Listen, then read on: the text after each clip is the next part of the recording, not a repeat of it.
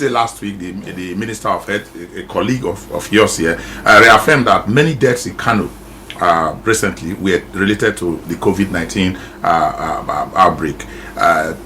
Now, do we have enough funds? Do we have enough seriousness? You have already painted the picture of how much is really required, and we are not looking beyond COVID-19 itself.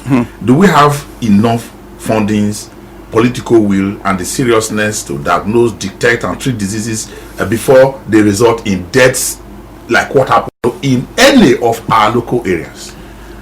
I think you hit the point. It's not the issue of money, it's not the issue of capacity, it's the issue of political will. And I think that's what also he alluded to, Henry alluded to initially. Let me just segregate Nigeria for you. I come from a state where my governor was denying that there was no COVID. Has he left isolation now? I don't know. Until the commissioner died. Out of a cohort of about 250 people, 67 people were found to be positive. There are some states also who are saying they don't have COVID.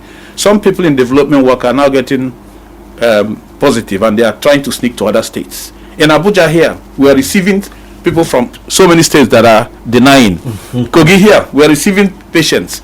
Now, why I say that is the political will. If you look at the response to COVID, it speaks to that issue of political will. When COVID broke, the minister here, in his wisdom, set up an expert ministerial committee on COVID-19. Please help us put up a structure. Abuja has the best response because of that his goodwill doing what he has to do. Now we have about 1,100 beds for treatment and isolation in Abuja. Even if we have a massive surge, we have the healthcare system to take care of those patients. Now that is what I mean. It's not about money. Kanu was in denial.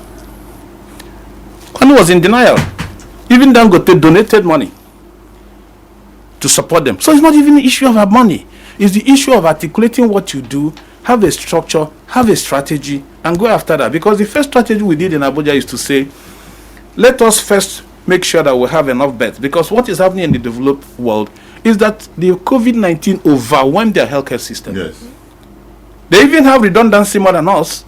It overwhelmed, pure and simple. So the strategy here is test, isolate, treat.